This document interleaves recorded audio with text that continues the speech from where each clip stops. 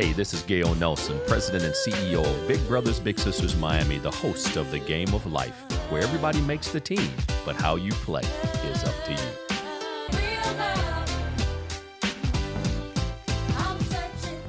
We are going on campus with the one and only, the valedictorian class of 2021, Miami Central Senior High, Pierre Labroche. And I am so pleased, Pierre. I'm just proud of you, little bro, for what you're doing. And let me see that sweatshirt you have on. I want to see that. There you go. Represent the brand. You are in East Palo Alto, California. On what campus are you on, young man? I am on I am on Stanford campus, and I am living specifically in Junipero and Wilbur Hall, so the southeast side of Stanford University. Well, I tell you what, any side of Stanford University is quite an accomplishment, young man. So congratulations on Thank you, Gale. your academic success. No, it's a pleasure. We're so proud of you. And I want to just share with all of those that are with us today. Now, we're doing some campus tours virtually, and none other than Pierre to kind of kick things off as we start this school year. Pierre, tell me about the transition from Miami Central to Stanford. Tell me about that process for you. Well, that process was a lot to really go through, especially during the summer, especially during a pandemic. So it was a pretty unique experience. But I'd say probably the first step was getting vaccinated. Stanford takes its health of its students and staff very seriously, so is a huge advocate of taking the COVID-19 vaccine for students. It recommended getting the shots near wherever you were living prior to coming to Stanford. But if you can't, you just let the school know, and I'll work something out when you get to campus to find shots nearby for you to get, and just help with that process, as well as just helping students who, for health reasons, just can't take the shot and taking precautions for that. So that was like the first step, getting the vaccine. And after that, it was just getting a flight here, which it was a pretty long flight. It was about, I think, 6 to 7 hours. The particular airline that I chose also had about 4 hour delay.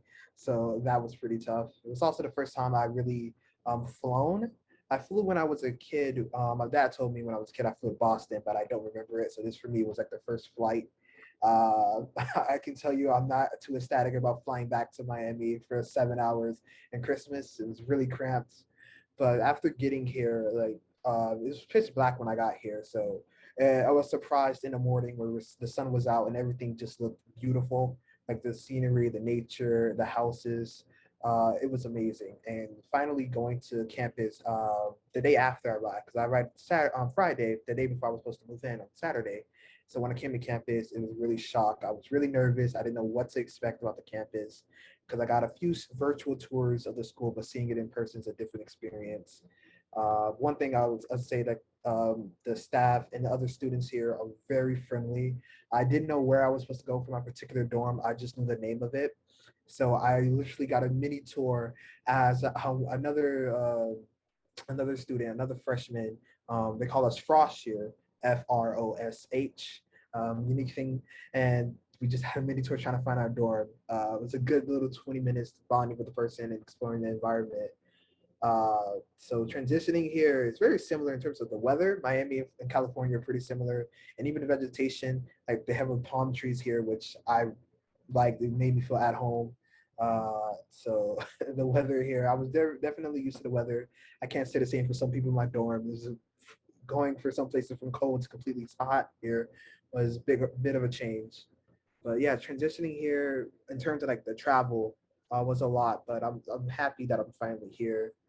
But I don't know if you want me to go into like the academic side or maybe just like the I don't know, getting accustomed to living in a roommate situation compared to being by myself.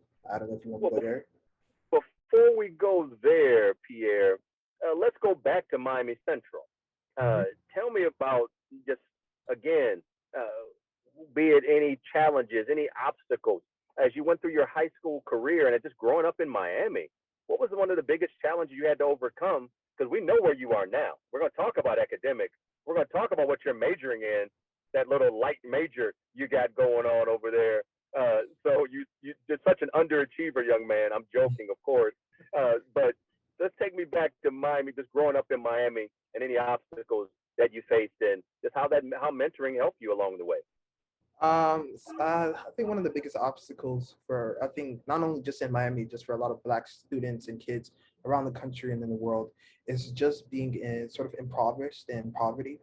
My family didn't always have the money for everything, and we did struggle a lot, especially dealing with sort of my mom, and she did have a drinking and smoking problem when we were younger. So some of the finances that we did have kind of went towards that, and I did have conflicts eventually, and it also did lead to her eventually having a heart attack, or I believe it was a stroke that eventually took her life. That was a very emotional part of my life and experience. I always had a lot of wondered if I properly dealt with that part of my life when it happened.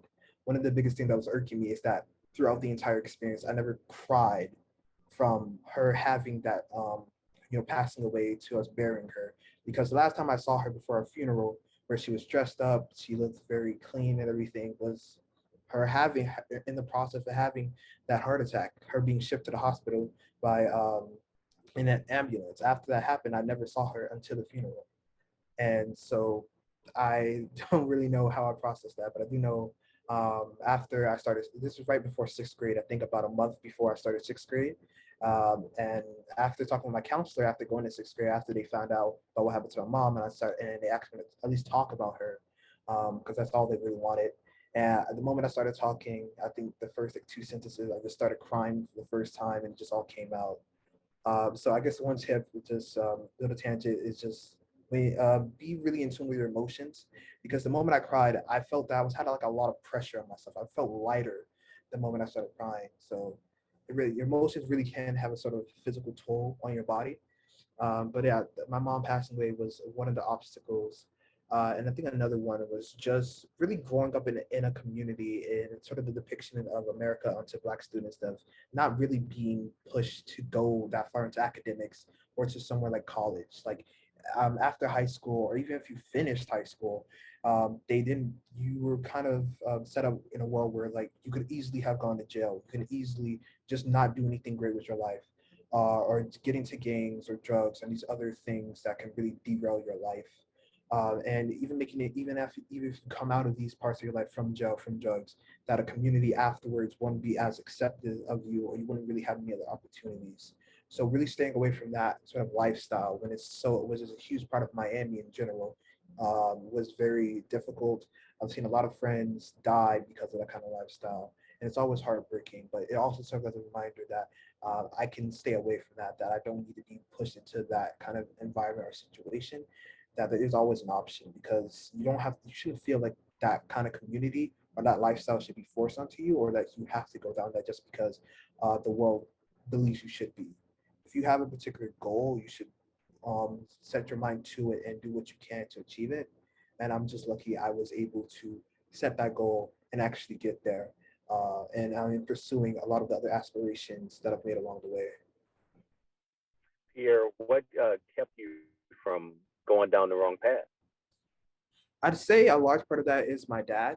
He um, he always wanted education for me and my younger sister, and he has done his best to ensure that kind of lifestyle did not was not for us.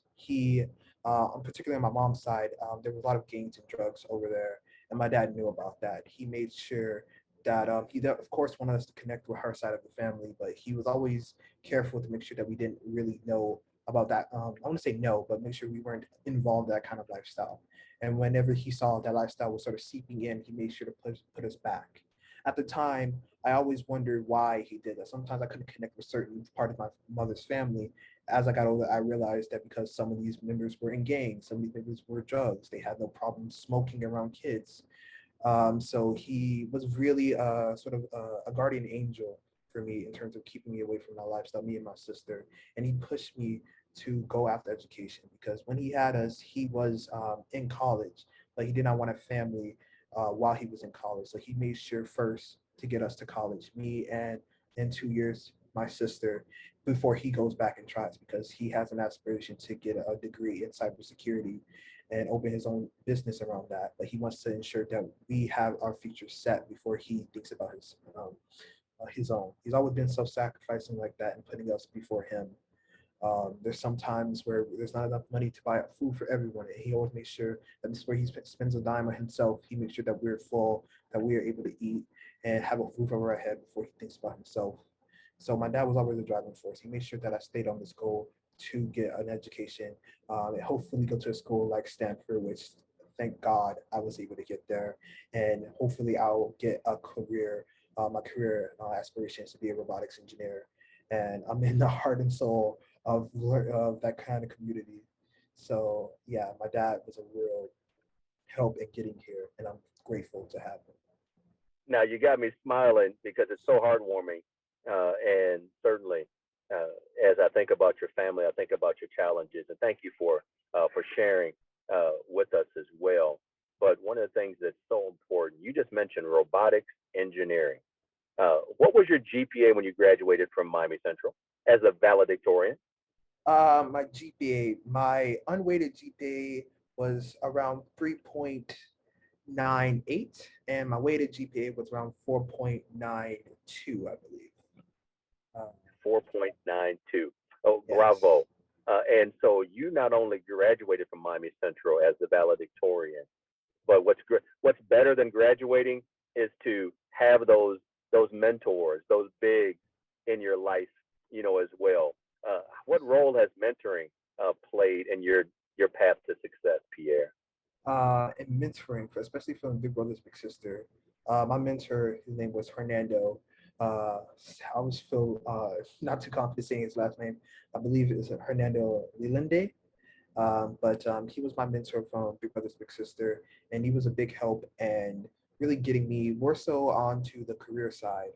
As I did have a sort of another help when it comes to essays, because that was my biggest worry when it comes to college applications.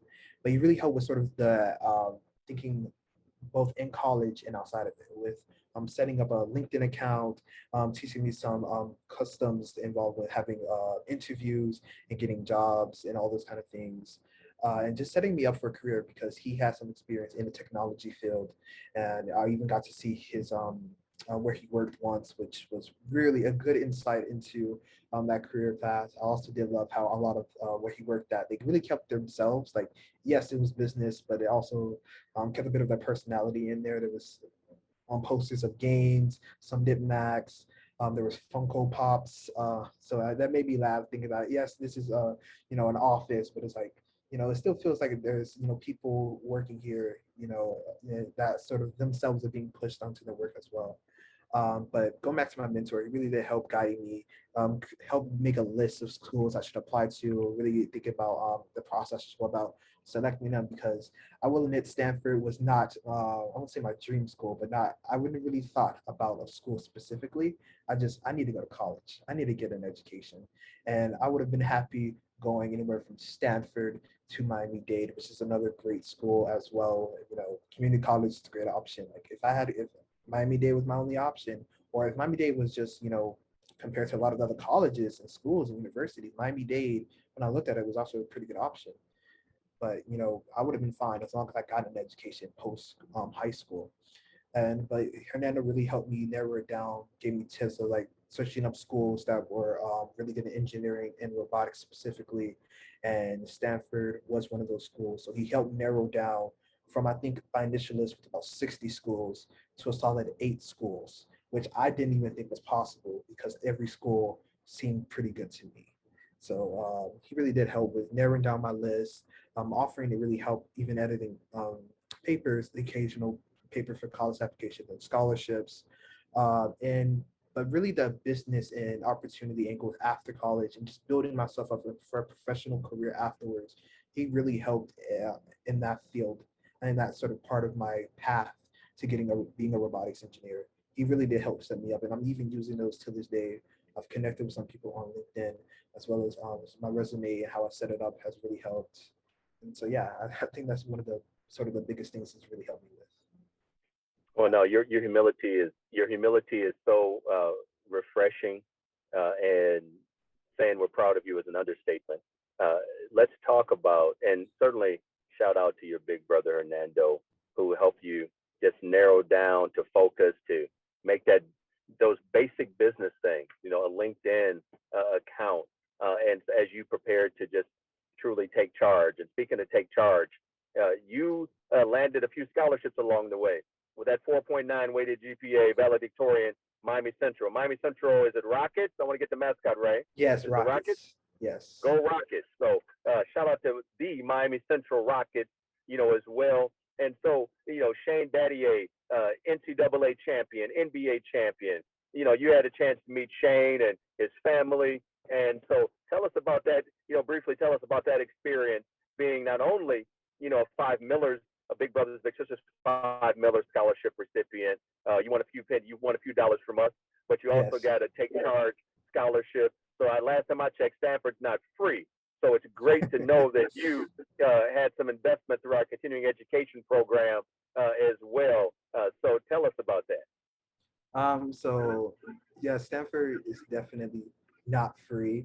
I remember I looked at actually the bill, or like the student bill I have going to Stanford, and for me, when I went in there, I checked because sometimes expensive certain things you do on campus. You got to make sure you know what certain what's free on campus and what isn't. So occasionally I do check the budget on my bill, and I remember I went there for the first time. It said $0, and I was so I expected considering the scholarships from the school I have and others, but seeing it was a different experience. And when I opened it, because they tell you the list of where all the money is being used or applied to, for this quarter, it costs about $28,000 just to be on campus and just to go to the school this year, and tuition is a lot. So yeah, so the scholarships really did help, and meeting Shane and really helping me there. So I should probably start with meeting Shane. I'm gonna be honest. Before meeting Shane, I didn't know who he was, and so when I told my dad once, after meeting Shane that one time, and told him in the car ride home that yeah, I met Shane Battier. Apparently, he's this retired NBA basketball player. And I remember my dad just looked at me and was like, "You met Shane Battier?" Like he knew instantly who that was, and he was ecstatic. And so when we actually had sort of, I guess, the scholarship signing event for the Take Charge scholarship and meeting my mentor Hernando, he met Shane there, and he was really ecstatic to meet him in person and everything. And really the help I got from like the Shane Battier scholarship. Even though I didn't go to a school in Florida, which would have been where a lot of the scholarship money would have helped me out in, and going out of state, I really did like how the scholarship did encourage me to do that, even though they're saying that, yes, you wouldn't be able to apply the full amount of the scholarship, but we'll be able to help you out when you go down there, even to a school like Stanford. And they really did. They helped a lot with me just getting a plane ride here, helping with having a hotel for my family for a couple of days as they helped me transition with buying supplies and other things to help me get accustomed to living on campus, to even helping with renting a car to drive around Stanford and exploring the area, getting me familiar with things I should be aware of, like where Walmart is, where some of the restaurants are, where a barber is nearby. I'm still looking for a barber. um, so the scholarship really did help, and I've been communicating practically every day or every other day with representatives from the Shane Scholarship, to Marianne, to Noel, to Hannah, to a bunch of the others. So I have not lost that connection with the scholarship, and I don't plan to. And even speaking specifically to Shane, he even helped me connect with someone in the area that helped me buy a bike, because Stanford, despite its small student population compared to some other schools, even some smaller schools, Stanford is a pretty big campus because it has a small amount of students, but it offers a lot to these students. So getting around, just walking takes a while. For the first 2 days, I had to walk to my classes, and they were about 12 minutes away walking. So I'd have to walk 12 minutes to get there and then walk back 12 minutes. So having a bike really helped. It cut the 12 minutes down to about 2 to 3 minutes. And it's a really good workout. Either one is a good workout, but I really prefer biking. Um, so Shane really did help me get the bike. So getting around campus quickly, he really did help. That's how I'm able to stay a little longer in some the things I do in my dorm, and get to my class with less than 5 minutes to spare. There have been times where I just barely made it to class on some days because of that bike. So I'm really happy he was able to help with that. And he even established a connection with the person who helped buy me the bike. His name, I want to get his name correct if you don't mind if I say it. He's a CEO of a business. His name is Ryan Caldbeck. I believe I'm saying his name right. His name is Ryan Caldbeck. He's the CEO of CEO. Come on, his name, the CEO of Circle Up. And yes, I want to make sure I get that right because he's a big help and he is communicating to now. Shane helped me get that bike, but he also gave me a connection into sort of the Silicon Valley area and that connection. So he's already established a connection I have to sort of a career connection after I graduate. And I'm gonna make sure to just keep in contact with that person, of course, because he's a big help. He's a really nice guy. He got me some Indian food for our first talk together, which I never had Indian food before. And even in that one talk between us, which was I think maybe half an hour, I got so much information about what I should do, even more for interviews and careers, and just what I should do when I'm in campus, focusing on sleep, making sure I'm staying healthy, choosing classes like public speaking or just logic, understanding how we talk and argue with other and persuade other people to do certain things, and just mindfulness and maybe meditation as well. In an actual class named Happy, which is Happy, which I didn't know about, but after reading about it on our Stanford courses list, sounds like a really interesting class. So yeah, the Shane Battier Scholarship has done a lot for me in getting here and just establishing my future, and I will forever keep that connection. Well, what you're doing is you are building a portfolio, and that portfolio includes your big brother, the whole big brothers, big sisters, take stock in children, family. You're a part of all of that. And I want to make sure that when you talk about 28,000 and then seeing a zero balance, that's a direct result of a Gates scholarship. The obviously the Take Charge scholarship, if you will, that Florida prepaid scholarship through Takes Charge as well, the Five Miller scholarship recipient. But now, before we close out, you met business contacts, and shout out to my man Shane Battier, champion on and off the court as well. So, and to his dear family. Now, Pierre, you graduate Miami Central. You're now at Stanford University, the illustrious Stanford University. You got secretaries of state. You got there's a guy that plays golf pretty well that went to Stanford University. I don't know if you first named Tiger.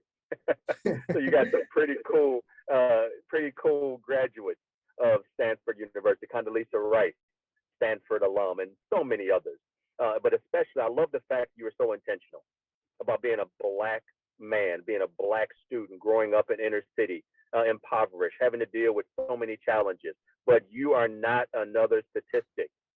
You look at that the background of where you grew up and what you had to deal with, losing your mom. You didn't feel sorry for yourself. You persevered. You had to mourn the loss of your mom, and I appreciate you sharing that process you went through. But now let's talk about your future.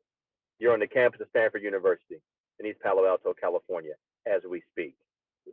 World, take note. But now, tell us your major. You're majoring in a couple things. Go ahead and talk to us about your major. Right now, the two majors I plan, the two sort of paths plan to major in is mechanical engineering and or computer science. Stanford offers an opportunity to double major. It's a lot of work, but I'm debating right now whether I want to go through that or whether to major in one, which one to major in, and which one to minor in. But those two are my two concerns in terms of majoring right now. Good. And now you mentioned it earlier, but I want, for clarity's sake, you want to be, as far as your career path, you want to be what? A robotics engineer. What does a robotics engineer do?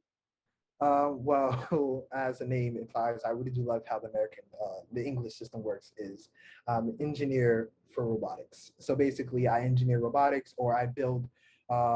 There's really two main types of robotics engineer, which is why I'm debating between mechanical engineering or computer science, and that is sort of, as I like to describe it, external and internal. The external being building sort of the actual body of the robotics engineer and the framework and everything like that. So, and the internal being sort of the programming, the hardware, the logistics of making the robot do what you want it to do. So if you want a robot to pick up a ball, the external will be building the body that will actually pick it up and be able to move, crush down, pick it up, and put it back and give it to you. While the internal will be the ones that programs the logic, where if I press this certain button, the robot will know to do these things. Because without the internal, the body will be just a body, wouldn't be able to do anything. And with just the internal, you would have the code to do something, but you wouldn't have the body to execute it. So I'm debating between those two and if I double major, I'll be able to be an expert in both these fields, which is really valuable. So yeah. I say you just do both. Just and build the next Iron Man. Just do both, my man. But Pierre, on behalf of the entire Big Brothers Big Sisters family, we are so very proud of you. What you have overcome, what you are doing, and what you mean to society. Again, Pierre Labroche. Remember the name, because this young man is going places. And if you want to become a mentor, if you want to make a big difference in someone's life, www.bbsmiami.org, because Pierre, you're going to only see him again in Miami. You're going to hear from him again in Miami, because again, back on campus, rep that sweatshirt one more time for me, Pierre. Let the world see it. Little brother Pierre, repping the brand, East Palo Alto, California. I'm just his hype man. In the game of life, everybody makes the team, but how you play is up to you. Pierre, all the best to you, my friend. Study hard. Not only build the robot, but go ahead and make sure the robot does what it needs to do. Just like mentoring, it's the inside and the outside that makes everything work like it should. Take care, Pierre. You too. Thanks for having me, Gale. Okay, my man. Take care. This is Gale Nelson, President and CEO of Big Brothers Big Sisters Miami, the host of the Game of Life. Let's go.